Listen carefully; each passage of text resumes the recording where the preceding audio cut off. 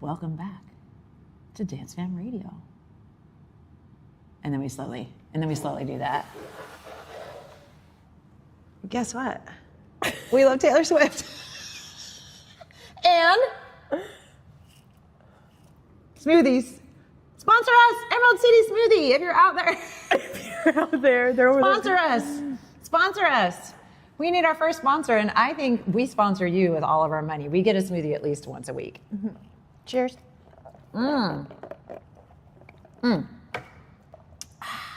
If you're wondering what kind is in here, today it's peanut butter and jelly, extra protein. And if you have a friend who also likes peanut butter and jelly, extra protein, hot tip, you ask for the 32 ounce and you have them split it in half, $13 for 2 smoothies. That's right. Deals. Okay. The more you know. Ding. Oh, thanks for making a rainbow. Yeah. You know what we also love? Did you get enough room now? Just needed it to be in front of me. We also love teaching dance fitness. And so today on DanceFam Radio, thanks for joining us. Welcome back. We hope you've enjoyed. This is our 7th podcast. Can you believe 7? That's crazy. And we've only been doing this for a few months, so we hope you've been enjoying the content. We are enjoying making them. So, yay! So yeah, we also love teaching dance fitness, and something that we get, all instructors get asked from time to time by students is, what it's like to be an instructor, what does it take to be an instructor? Like, I'm thinking about becoming an instructor. So we thought we would do an episode called, based on the show is so you could think you can dance. So you think you want to be a fitness instructor. That was good. Is that what I said? So you want to be an instructor. That's better. That's quicker. So you think you can dance. So you want to be an instructor. Well, today we're going to talk about that. Yes. Today we thought we'd make an episode that we can point people to whenever this question comes up. Yes, because this will be a nice reference, because we're going to talk about all kinds of things. We're going to start by talking about whether or not teaching may or may not be right for you. So what do you think, what are some qualities that it takes to make a great instructor, fitness instructor specifically? Doesn't have to be dance. Yeah, confidence. Friendliness, welcoming attitude, flexibility, good at multitasking and being able to sort of take in all kinds of information and still do your job. Focus. Yes, and stay focused. Stay focused. Yes. More or less. Oh yeah, I think loving like being a teacher, being more of especially with dance, like being more of a teacher than a performer. Do you have to be the best dancer? No. Honestly, some of the best teachers don't come from a dance background.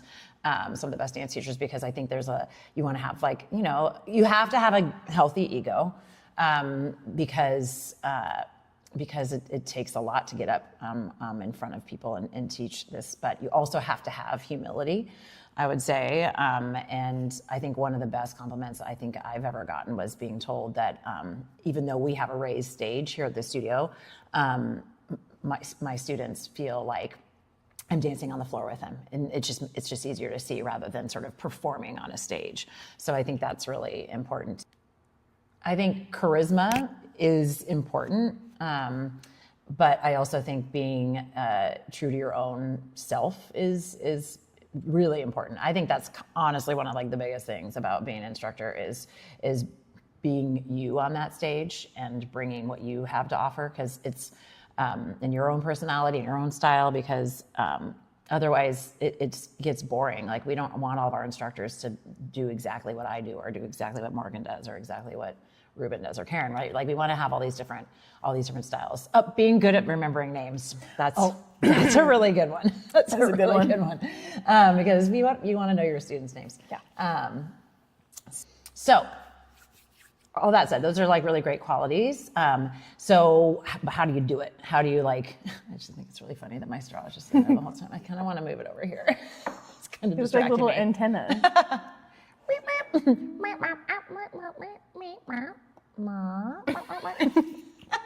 is like step one. What do you do? I mean, obviously, I'm going to speak specifically to dance fitness. Obviously, you probably are already taking a class and really enjoying the class and getting better and better, like remembering choreography and things like that. I would say you probably do want to go get certified in some form of dance fitness.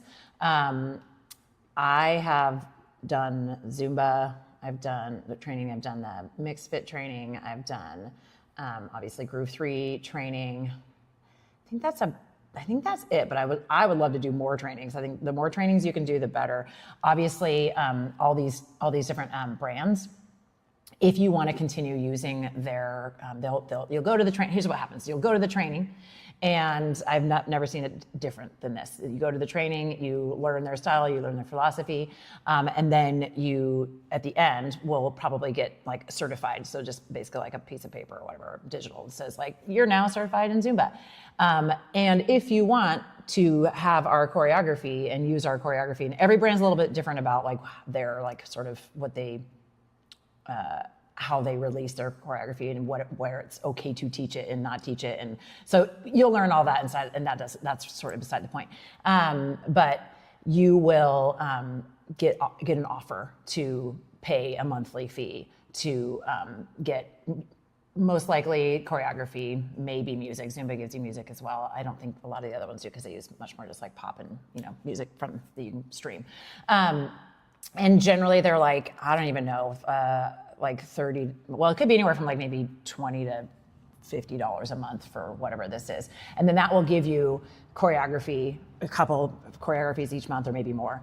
Zumba gives you like a lot, like I want to say 10 each month. I'm still Zumba certified because I really like, Zumba also does this other thing called jam sessions where you can go in person or even virtually, and they have choreographers who will teach you 4 to 5 songs. And I really enjoy learning different people's styles and different people's songs. So that's kind of the main reason why I'm still certified in Zumba, is so that I can go to those jam sessions and bring choreography to my students.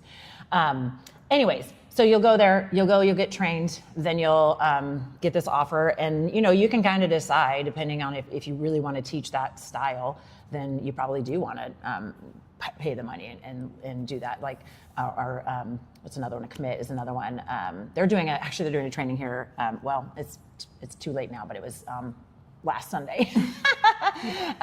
Anyways, so you'll do a training. And then it's like, now it's up to you to go get a job, right? Like that's kind of pretty much the way it works. And so you probably will go home first and you'll learn a bunch of choreographies. I also say, like, depending on who you're learning from and where you're learning from, like if somebody is one of my students and they want to learn how to teach whatever it is they're going to teach, whatever brand or style, I always tell them, feel free to take any of my choreographies because they already know them, and put them in their playlist just to like get started and get their obviously find other ones too. But I'm always really willing to I'm like, whatever makes it easy for you to get a 50-minute class together, because it's a lot of work. So whatever it takes, what you can do to make it easier on yourself. And then likely you're going to go audition at, you go to LA Fitness or any kind of the big box gyms is probably the place that you would have the most likelihood of getting hired as a brand new instructor. More boutique-y places like SDF and other places in the area that are a little more expensive, you could certainly try to get a job there, but it might be a little bit harder because of just the level of instructor that a place that has more expensive fees, is going to want to put on their stage or put in front of the students. What is the format for me? So you want to, if you're thinking about doing Commit, definitely go and take a Commit class. Maybe talk to some Commit instructors, ask them what is it about Commit that they like to teach. What are the difference? Like, what does Commit require you to teach? Do you get to do any of your own choreography? Do you have to do all Commit choreography? Like, for all of these brands, they all have different sort of rules. Work Dance Fitness has different rules. Zumba has different rules. So I would say go and talk to those different instructors and see. What I do know is that it seems like in this area, in our area, I don't know about other areas, most big box gyms are only wanting to put Zumba on their schedule. And I know some people teach Zumba, but then they teach some other format, which personally would be hard for me to do, just because I'm kind of a brand loyalist. I think being somebody who owns a brand, it's hard for me to I wouldn't make that choice, but that's not saying that you shouldn't or couldn't. So yeah, find out which one you want to teach. I do think I've not taken the commit training, and and I would love to do that. So I can't speak to that, but I think Zumba is been around a long time, and I think they've got their training pretty well wired. And Zumba might be actually more flexible than some of the other brands as far as what kind of music. I think you have to teach their 4 like main songs, and after that you can do whatever you want, main styles. So I think reggaeton, merengue, salsa, and soca. And then beyond that you can kind of do whatever you want. So anyways, kind of figure out what the rules are, what you're okay with, but know that when you go out to teach a dance fitness class, pretty much anywhere around here, you're gonna have to call your class Zumba. That may not be 100% true, but a lot of the times it is. And so, which is a bummer, but it's because the gyms, the people who run those Group X classes, they don't think that anybody knows anything other than Zumba. Like, it's not going to draw people in. That's the thinking behind it, is that Zumba has this bigger name and draw, which it does. But I think it's a little short-sighted, and I think that those people need to start moving on, because people know what dance fitness is now. People know, yeah. So, how do people start? Like, once they do get a job, how does that how does that realistically kind of work? How many classes might they teach? Or I think usually you start with 1 or 2. Everywhere is going to be different. All that said, you'll probably have to audition, and so you'll probably come with a couple of songs, a couple of different styles, and you'll have to audition for whoever's in charge at the gym that you're at, and obviously come in there with all kinds of positive attitudes. Give the whatever the elevator pitch is for that brand. Hi, I'm Jessica, and I'm teaching Cardio Dance Party, and this is blah, blah, blah, blah, blah. Oh, by the way, Cardio Dance Party is not a branded format. It's not one you can get trained in. It's just my own thing. So if you're wondering what that is, it's just what I'm doing. And I haven't branded or formatted it, because I prefer to just open a studio and run a studio, and be able to teach whatever I want in my own class.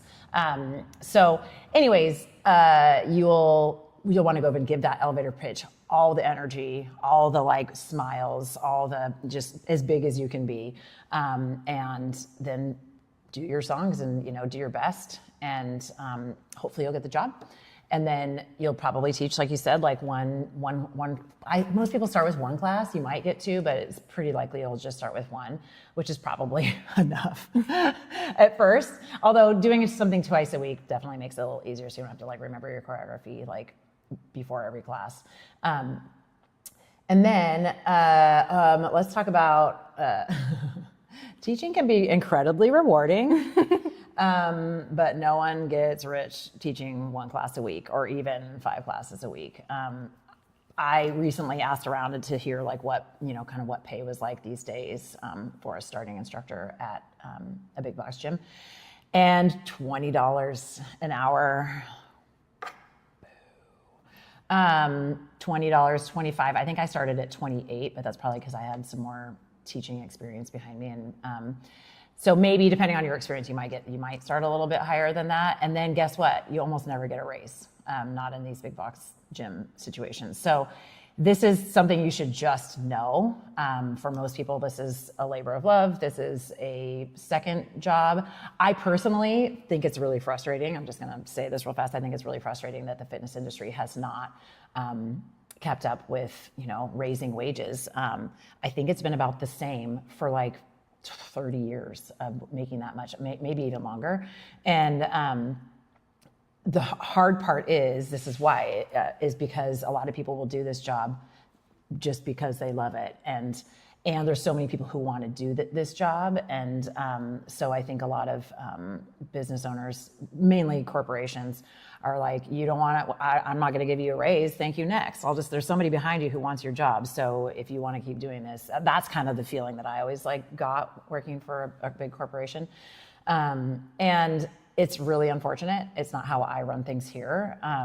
But I think it's a real big bummer. But that is, I'm pretty sure, why the wages stay so low, is because, I don't know. Even I think the YMCA pays around that same small amount. So just know you're working for pennies, but you do get your work out. So that's fun, and it's a really fun job. And so I recommend it, but it is a job that you're probably going to want to have a regular full-time job with, or some other sort of support, some other sort of way to have insurance. I've been on my husband's insurance forever because not since my early 20s when I waited tables did I have insurance. But there are a lot of people out there who do try to make it in this world, and when they do, they have to teach multiple types of formats. And with that, I'm going to bring it to you. Someone out there trying to make it.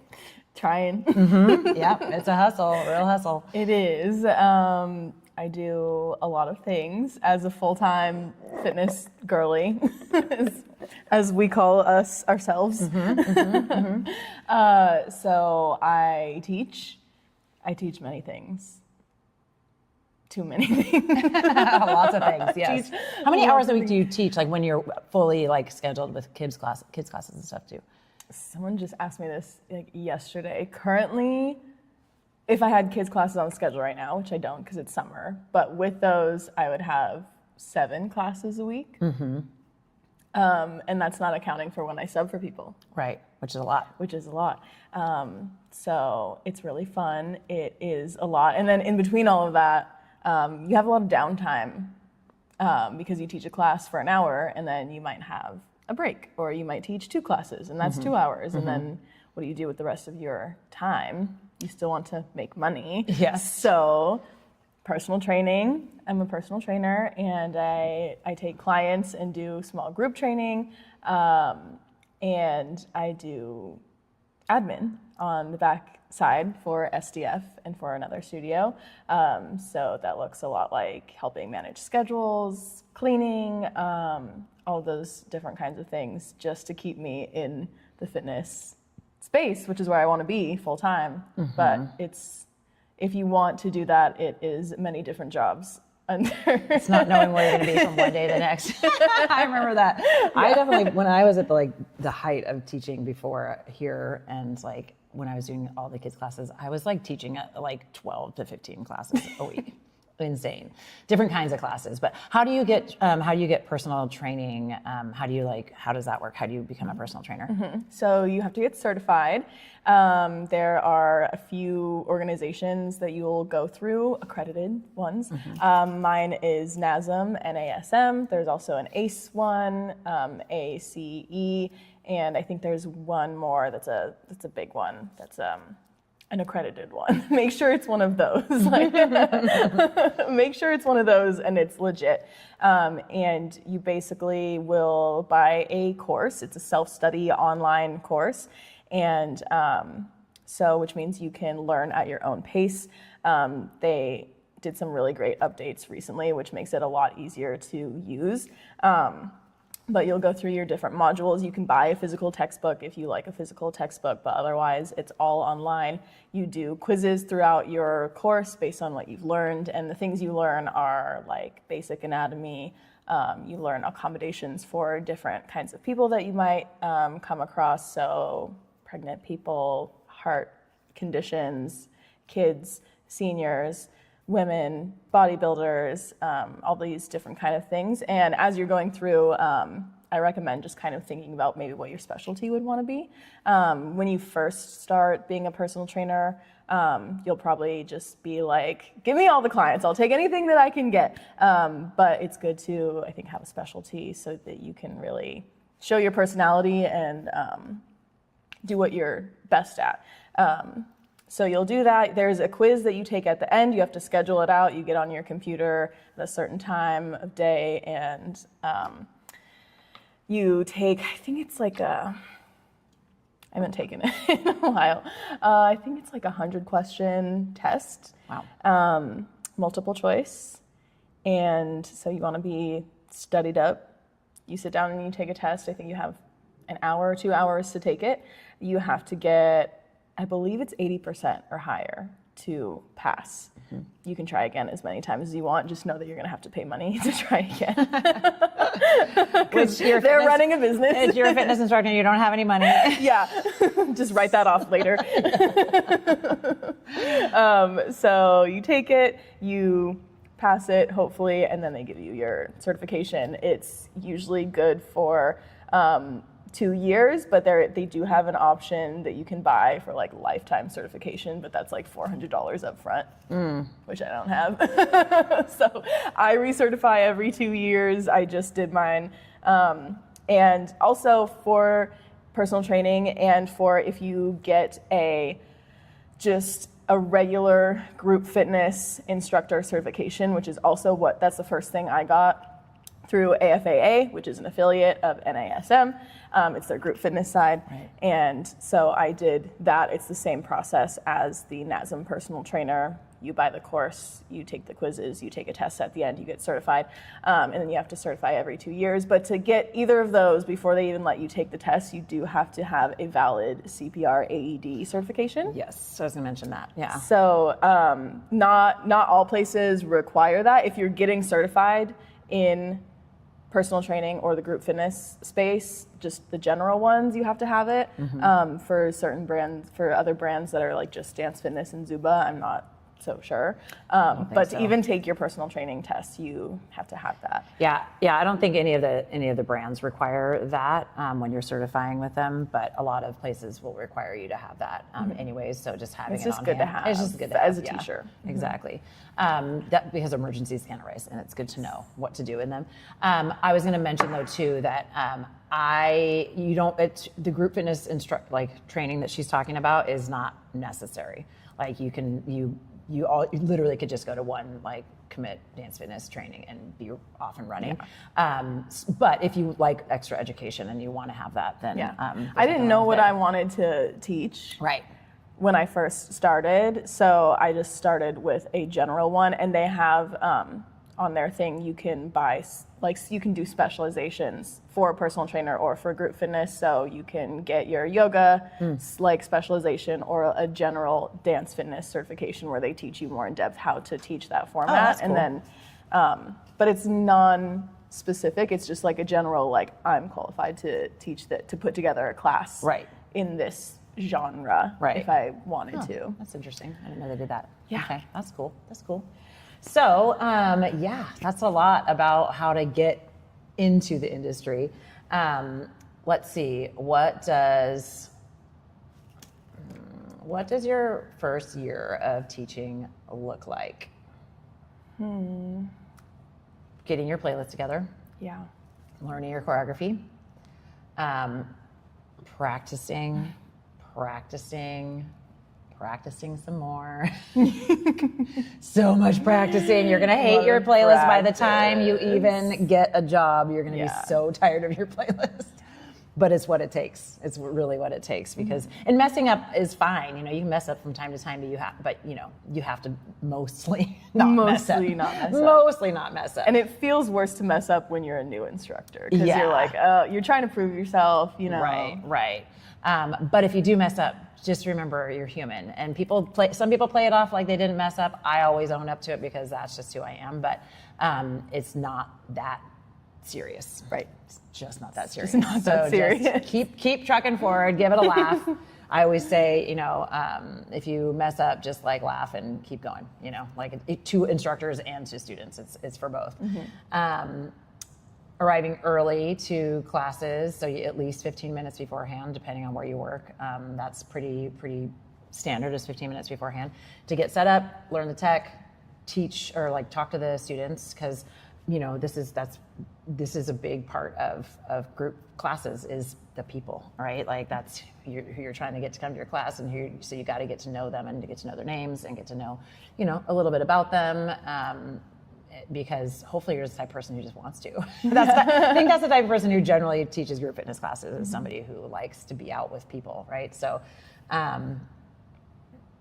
building your confidence, growing your own style. You may not know what that is right away. You may not know like what is your favorite. Like you might, if you've been taking a lot of classes, you might know like I like to twerk a lot, or I like world music and I really like Bollywood or whatever. There's a Bolly X, training out there you can do if you like that. So kind of seeing within that like what bringing that your personality and your thing to the front. But I will tell you, my first class, my first summer of teaching, this is story time.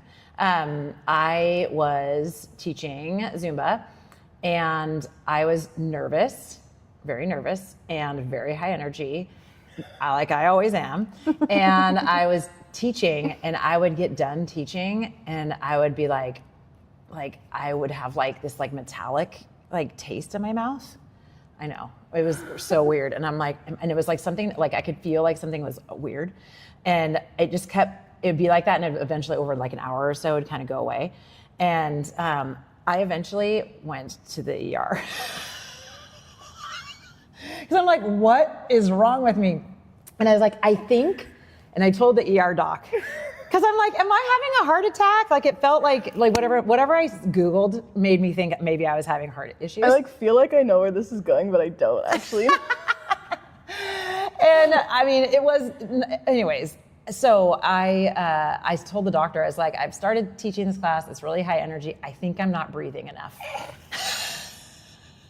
Is that where you thought it was going? No. I was like, I think I'm not breathing enough, and this is sort of my symptoms. And the doctor was like, they did all kinds of tests because heart stuff you don't mess around with.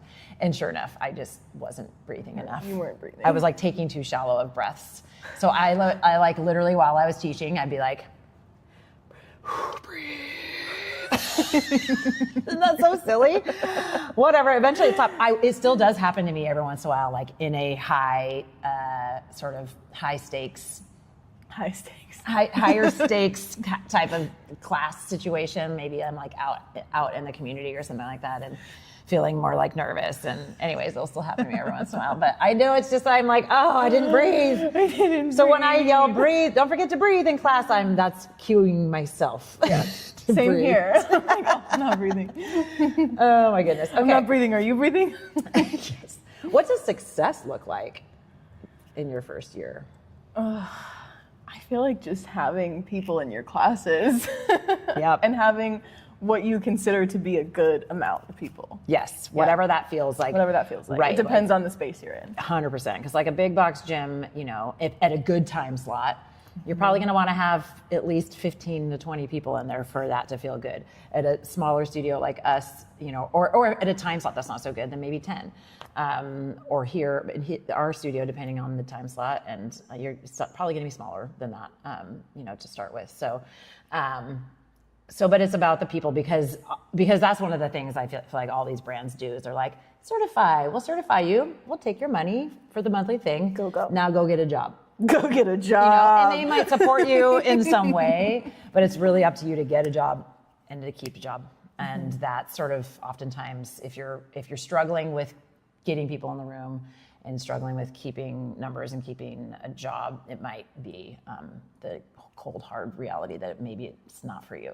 And that's not, and sometimes people will start teaching and realize that they don't like the stress of it, and that it sort of ruins their love for dance and dance fitness. I don't know about any other style of fitness. This is really my expertise, but and they decide after however long, even with people in their classes, that they just don't want to do it anymore. Yeah. And that is such a good choice. Like such a good choice. If it's taking the love of this thing that you love away, then definitely. I've seen it happen to one. I know one person who I sort of mentored who had that kind of go down that way, and I was like, "Girl, give it up. Just get back to dancing and enjoying, because it's not worth it. Obviously, the money is certainly not going to be what's keeping you there." So, I think so. So why is it? But why is it worth it? Oh my God, why? Why it's worth it? Why it's worth it? I think definitely like the relationships you build with your members and with your clients, but also with other instructors, and the community that you build definitely makes it worth it. And now you can do that not only like in class and in the studio, but online too. You should be promoting your classes, hopefully. Right. These days, if you want to get people in. But I found a lot of cool connections online from instructors from other states. Yeah. And it's really fun. And yeah, totally. Awesome. I totally agree with that. And yeah, it's like your community within wherever you're teaching, but it's like there's just such a larger dance community out there in the country and in the world. Like, I feel like for me, I love getting together with the Groove 3 community, be it here or the larger community elsewhere, because at that point I get to be not in charge, and I just get to be one of the instructors and just get to like really hang out with people and connect over the things that we all love. We all love the same thing, which is fitness and dance. And so it just kind of, I feel like even my body right now thinking about it just like makes you just like feel good and bubbly, and it's just a great community to be a part of. I was going to say some things that you mentioned, promoting yourself, as far as some things that I think are quite tried and true ways of getting a job, of keeping a job.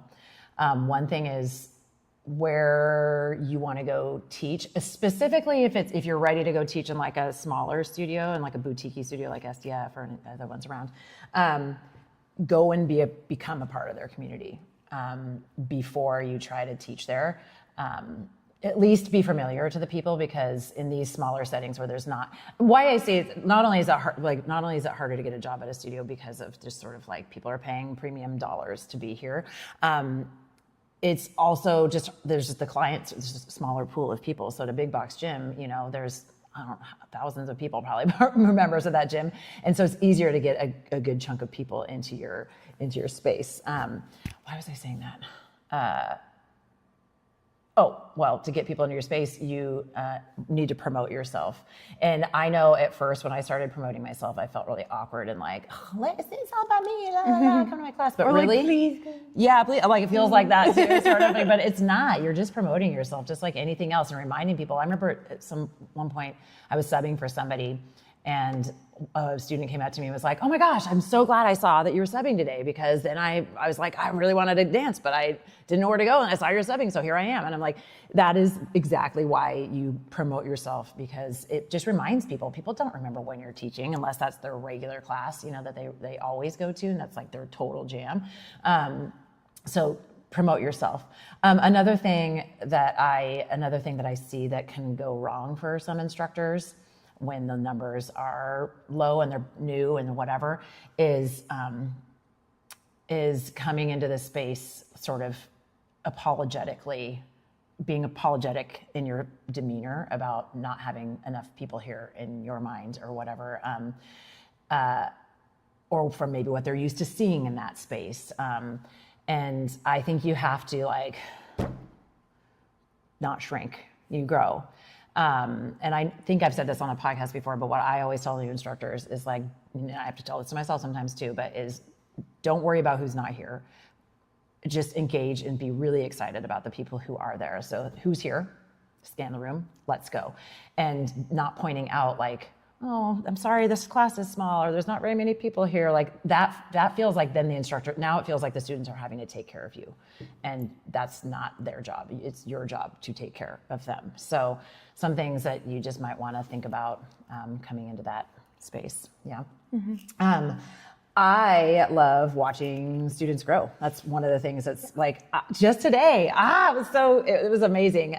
Just today, normally on Friday mornings, I have a couple of real regular people who stand in the front row, and none of those people were there today. And Karen, with a beautiful smile, all of a sudden, not Karen instructor, a different Karen, was like front and center. And I remember when she was way in the back, and then she was like middle, and now front and center. And now I can extra hear like she likes to like sing and whoop and holler and stuff like that. And it was like, Shout out Karen. Shout out Karen. Karen Healy. And so watching people grow, watching grow in their dance skills and their confidence, and watching that confidence help them out in the world, and not just here. So. And sometimes that grows into them being an instructor. 100%. That's right. Nice wrap up.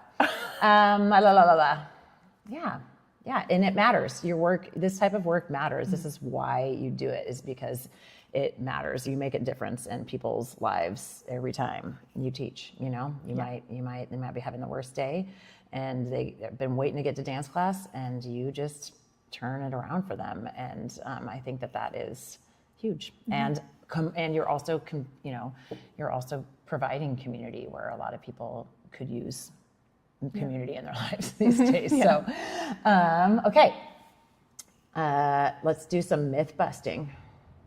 Okay. You start. All right. These are things we hear all the time from people who are thinking about becoming instructors. Number 1, you have to be an amazing dancer to become an instructor. No.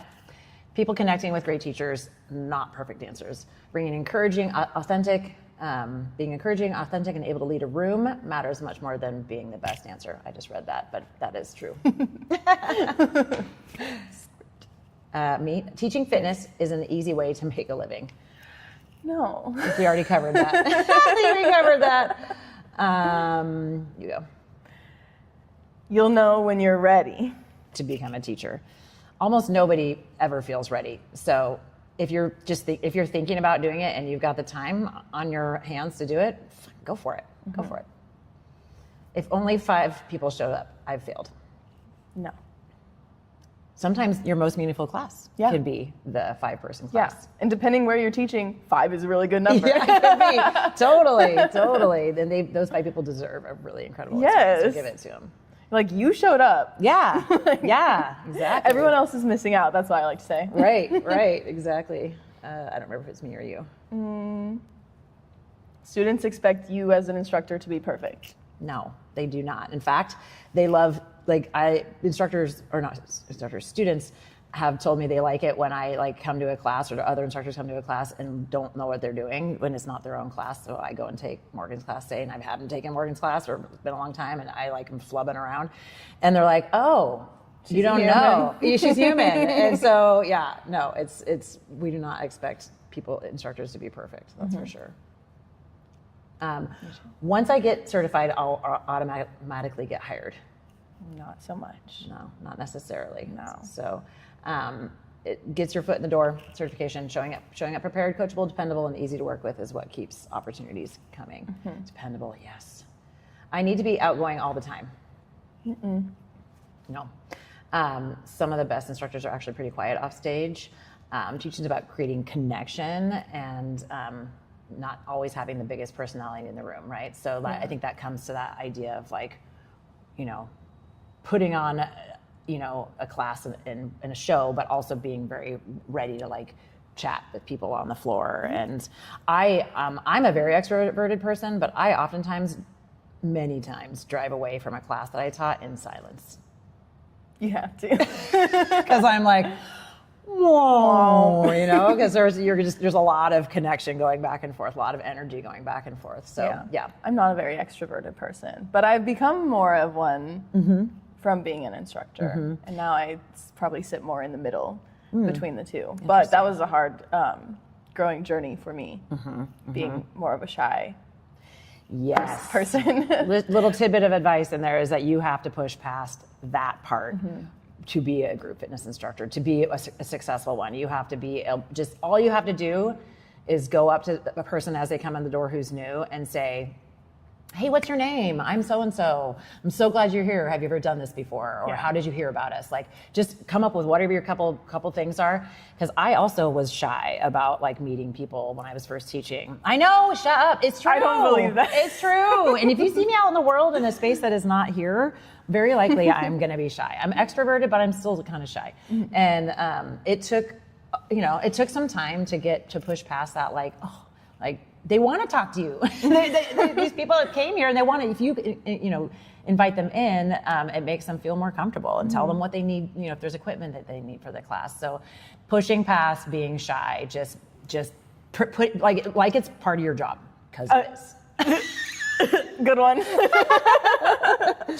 And then the people that you already know, saying their name as they come in the door makes them feel like, special, like you know who they are because you do, and you took the time to learn their name. Social media is helpful for that when you're trying to learn people's names. Get on their social media with them. Yes. Okay.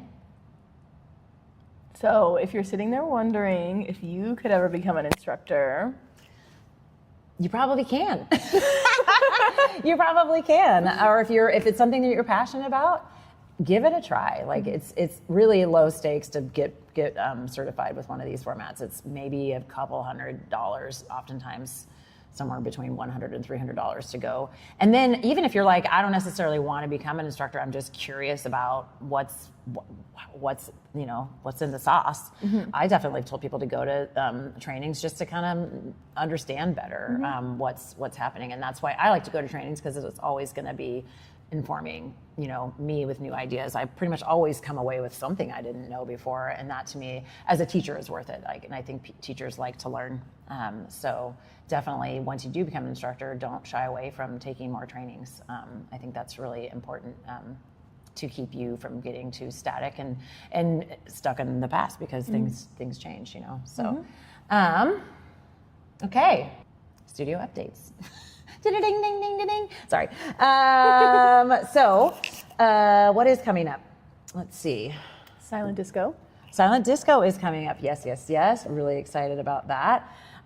Then we have Nicole Bierman with Broadway. She's fabulous. No dance experience. I'd say dance fitness experience is probably going to be helpful for you coming to her class. But I think it's a 2-hour class, which gives us lots of time to warm up and learn choreography. This one is Wild Party is the name of the musical, which you may not be as familiar with, but it's super fun, 20s, flapper kind of style. So I would suggest what I'm gonna do is I'm gonna wear my dance clothes, and then I'm gonna change into a flapper outfit at some point, because they're so easy to just throw on. And I have an extra one. If somebody wants it, let me know. I have one from my 20s. Oh. And one from my 30s. So I have two. And Dallas Cowboys cheerleaders, DCC. Go team. I look like I'm punching things. Ready? Okay. I'm not a cheerleader. I only play one on TV. On TV. Wait, I only play one here on the summertime. Super excited. Karen and I are going to run that back. It was such a blast. And I was looking at the footage from it last year, and it just made me so excited to do it again. So that's coming up. Check that out.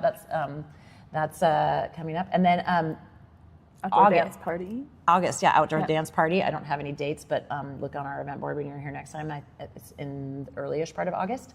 I think we're going to dance at the Ridgecrest Elementary School, kind of tucked behind the school there, and then we'll go up to Ridgecrest Pub and get some grub and hang out. That's all I can think of for the moment. Oh, there's going to be a kids silent disco too, a family silent disco coming up in August as well. So look for information about that. And kids camps start in July. Kids camps, yes, and classes start in July, I Teen, believe, tween, as well. And kids. I think all of those classes are definitely running, which is really great. So Mondays and Thursdays, come dance with Candace. I think Candace is running the show for all the classes, but I know there's other people doing camps. Oh, on the next episode, this is not what we're doing. The next episode is Glam Squad. I'm so excited for that one. I know. We have invited my personal Glam Squad, Jessica and Tiffany, Jessica Mathis and Tiffany Salerno, to come and talk about makeup. Girly things. And hair and outfits. Nails. And maybe there'll be some makeovers happening. Yeah. I don't know. We'll see. I think it's going to be real fun. So it's going to be a real, really girly thing kind of episode. Yeah. So excited about that. Yeah. So thanks so much for hanging out with us today. And good luck on your journey if you're trying to become an instructor. And definited hit us up if you've got more specific questions too. Yeah. For sure. See you at the studio. Too fast. Oh, wait, too fast? You want me to do it again? I thought we were supposed to do it together. Oh, that's right. Let's do it together. It's been a while. I forgot. You don't Ready? want to do it together? Of course I want to do it together. Wait. And until then, see you at the studio.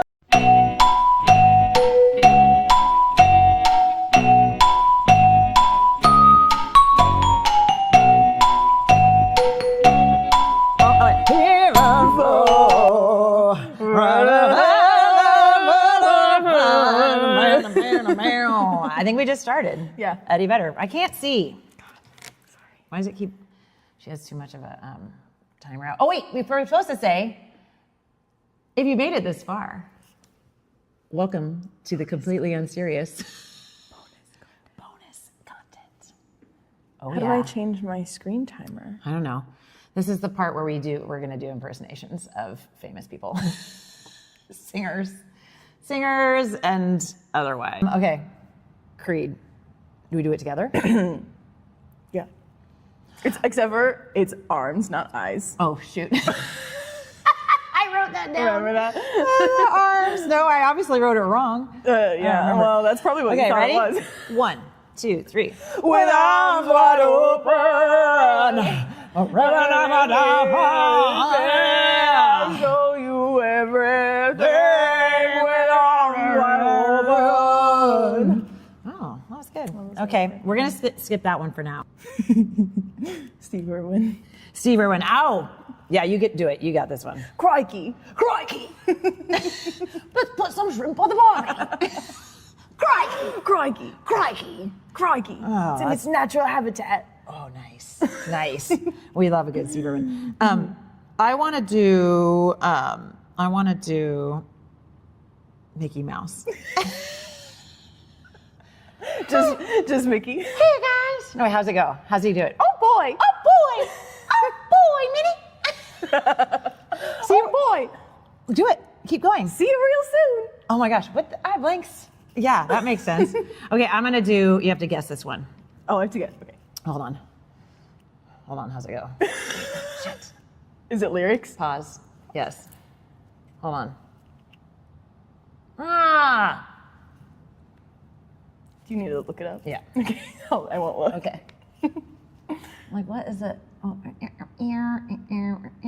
have too many tabs open. This is your pause music.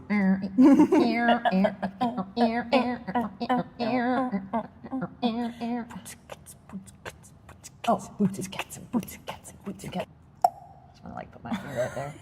Okay. Don't look. You probably won't know who this is anyway. So okay. This is for the older people. Okay. Don't know much, but I know I love you. Let me try it again. Don't know much. No. Don't know much. There's a warble. I know I love you. Let me bring all I need to know. I hate that song. And I hate that singer. It's Aaron Neville. Oh my God, here, I'll play it for you. No. Yeah, here we go. Not if you hate it. Oh my God, but you gotta hear the warble. The warble. Oh, and Linda Ronstadt. Sorry, these people are so famous and popular, but I just am like, sure? why? Hold on.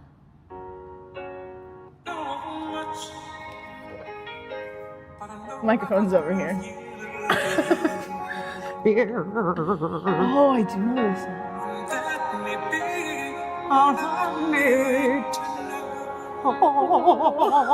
It's so bad. Ugh.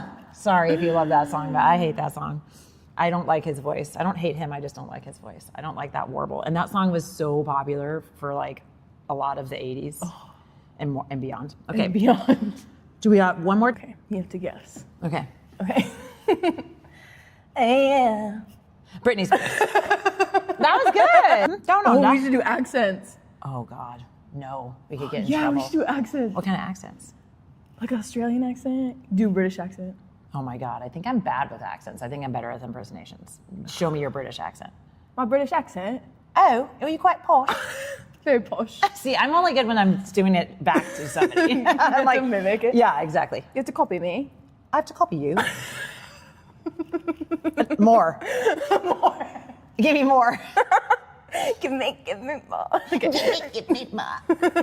See, I have a really good mimicky ear. Okay. More. What What other kind of accent do you got? Only white people accents, please. Yeah, well, yeah, that's the only ones I know. What about like Scottish? I can't do that one. Can you do that one? No, Go ahead. I was really hoping to copy you. I was really excited to mimic you. Okay. Jersey accent. Okay, try that because I don't have that either. Well, they call me the Long Island Medium. My name is Teresa Caputo. They call me the Long Island Medium? Is that what it is? They call me the Long Island Medium. They call me Teresa. They call me Teresa Caputo. They call me Teresa Caputo. Gabagool. Oh, gabagool! Now we're just Italian. It's a real gabagool! It's me, I'm Mario. And a Luigi! And a Princess Peach! if we should be Mario and Luigi for Halloween, Oh my God, that'd be... put it in the Oh comments. yeah! Chat, let us know in the chat. Hey chat. Hey, chat. Here's me just using my... Oh my gosh! Oh my, what? Okay, Wait, no, I want to be Luigi, actually. Okay. I'll be Mario! Mario! Okay, let's be done with impersonations because we should say, what was I just talking about right there? We have a new word to tell you about. Oh, You go for it. okay. I don't know the pronunciation. Low-genuinely. Low-genuinely. Low-key-genuinely. Is it, that's the question, is so low-key, Genuinely. genuinely. Yeah, is it low? Low-genuinely. Low-genuinely. Yeah, the question Okay. is there a Y? Low-genuinely makes you think there's no Chat, Y. what do you think? Low-genuinely. We're going to my favorite website. Low-key, because low-genuinely is really hard to say. Low-genuinely. Low-genuinely. We're on urbandictionary.com, my favorite website. Okay. Your favorite website. Every Zillennial loves. How do you spell low-genuinely? Low-keyan. Is it not in here yet? I feel like we looked it up. Oh no, I didn't mean it. We haven't. Oh, there it was. What? I think I saw it. Oh yeah, there's no Y. No Y, just nut shot. Why did you get to nut shot all of a sudden? It was already on. Oh, is that the last thing you looked up? No, it's just on. No, when you go on urbandictionary.com, it gives you like a word of the day. Oh, nut shot is what for today. Now I need to know what that is, but okay. That's it. Oh, a nut shot. Hit you Yeah. in my nut shot. Fire away. Back to impersonations. Low-genuinely. There's no Y. That's not the genuinely. So No, low-genuinely. what does they say? There was low-genuinely nothing I could have done. Genuinely and low-key. Mm-hmm. Read some more in a sentence. Yo, I'm so sorry, dude. I low-genuinely used your grandma's ashes in the wood thinking it was grandma trying to spark. My fault, twin. Wait, what? Spark split? What does spark split mean? None of those words make sense. Are your parents low-genuinely siblings? Because I think you're missing a few up there. Oh my God, that's hilarious. Okay, so we leave you with your word of the day.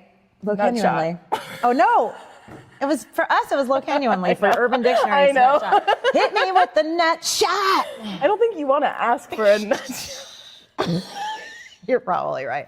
Fire away. Nuts. All right, are we done? Yeah. Deuces.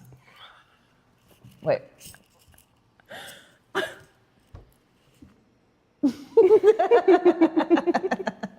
All right, fuck. Nay, that was again a long one, but you know we have lots to say. We have lots of words. We have lots of words. Word salad.